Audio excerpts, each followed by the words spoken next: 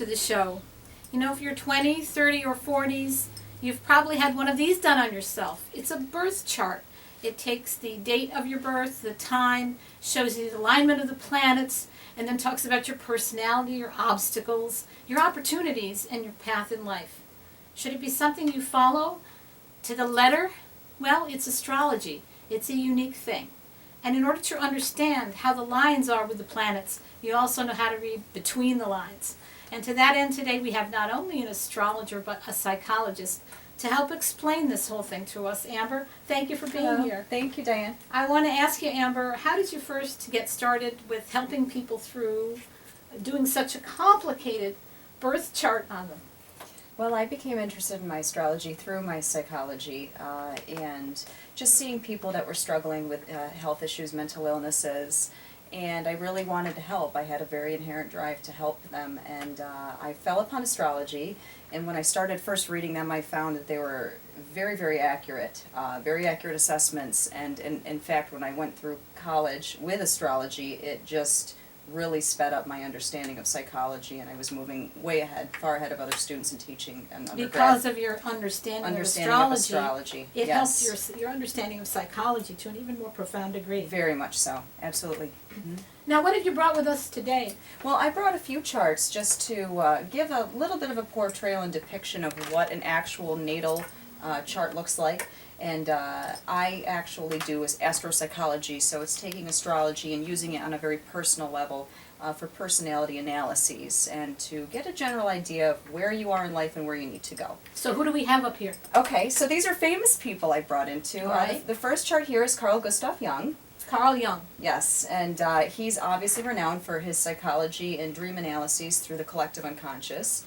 And one of the things I wanted to point out in the chart that's very prominent in his is the Sun and Neptune, which is very, very strongly placed in his chart, and close enough to the angles where we would consider them very powerful in his chart. So, what does that mean? Okay, so the Sun being in the 7th obviously shows a profound interest in interpersonal relationships and the dynamics.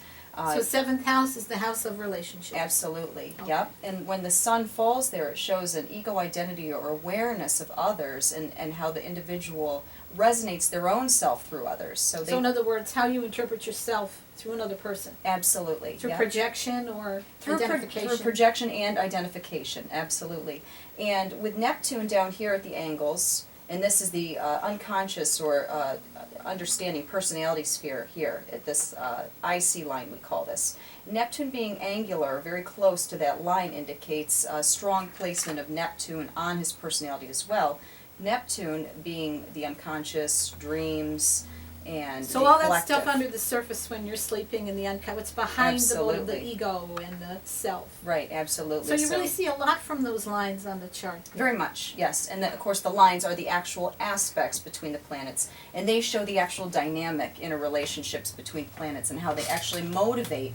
They're not things we can always see on the surface of individuals, but we tend to see them on the internal portion. So when we get to know somebody, aspects tend to play out a lot more in the personality. So you see the shadow self. Yes. You don't see just the mask on the outside, but the shadow self. Right. The mask will be shown by the ascendant, so that's a little different. That's what we see there. So I would ask you, as people go out into the world and they talk about Saturn retrograde, I wonder how can you say that there's universal factors that affect people by the planets? Is that true, that everybody that's in Saturn retrograde has a really stale time at work, like nothing's happening, they're in a rut? Right. Is that true about Saturn retrograde? No, I wouldn't say that's absolutely true, because as individuals we all have a self that has to self-actualize. We all have different levels of self-actualization or places where we are right now in our soul's evolution.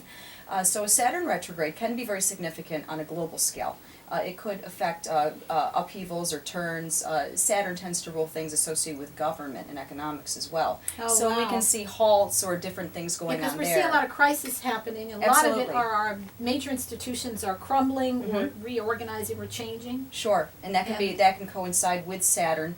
But the most important thing to realize with retrogrades is on a personal level, you have to see where Saturn is actually transiting, which means moving, where it's moving and where it's hitting the actual personal points of the chart. And that will tell a lot more personally. Saturn retrograde is the big picture, but then it will reflect more specifically on your chart depending upon your particular planets. Right, and how more they important, revolve and more around importantly you. too, if Saturn's strong in your chart too, it'll have a more profound effect. Let's talk about something else. Sure. Of course, the Pope is talking about the darkness that we're entering, the end of the Yeah. world and the realignment of the planets, and all the Sure. Reiki people that I know are saying, hallelujah, we're going to have a whole new world with compassion. So there's darkness and compassion, the angel and the devil. What's really happening here? Well, And can we see it in the planets? That's funny because as you say that, I'm thinking of Freud's doctrine of opposites, and he professed this as well, that everything is an inherent duality in life. Let's take it another step. If Okay. opposites are, in effect, duality within anybody's life, that means someone has a path that the doctor says, hey, look, give up cigarettes. Mm-hmm. The person said, I will. And That's great. That's energy, by the way. that's the energy That coming and happens going. It a really lot. was. We're sapping so much light from the universe that Yeah. that's what's happening. Yeah. On that note, I want to ask you something on your personal scale of nutrition. Mm-hmm. I know that you're chosen to be a vegetarian. Mm-hmm. Which I am not. I'm headed in that direction, but I might Yeah. need to gain a few more pounds before I go back there. Tell me how your work resonates with vegetarianism. Well, I'm actually, if I could get on a personal level, I'm very, very Piscean. I'm a lot of planets in Pisces, and I have a Taurus moon. Those are very earthy and watery signs, and A they Taurus moon. Taurus and a moon with a Pisces. Pisces sun, Mercury, and Venus Look out, and Mars. boy, if you have that double. Yeah. So there's an example of an emphasis on mutability again with a Pisces. All right. But it's also a very compassionate humanitarian type sign. In fact, they feel very motivated in their personal lives to do something on a healing capacity. And the compassion, I believe, is part of the resonation with the vegan diet and the lifestyle So in as other well. words, what I mean to say is people might not know it, but they may have a sensitivity based upon their birth sign or the influences of the planets at the time Absolutely. of their birth. But they don't know why they have a reaction. It's so they say, Yeah. I'll take a Tums or something like that. and forget about Absolutely. it. Mhm. Vegetarianism does raise the frequency of vibration in the human body. I believe so. If you look into the Buddhist and monks traditions, they Well, Amber, I imagine some of our people watching, their heads are spinning right now, and they might want to have a reading from you and a consultation from you, as it were, Sure. and get their planets done. What would be the best contact number for you? well, they can contact me through email. Okay. They would like her to. email, which is going to be on our screen there. If you wish to contact Amber, she'd be very happy to talk to you. She operates here in Central New York, Mhm.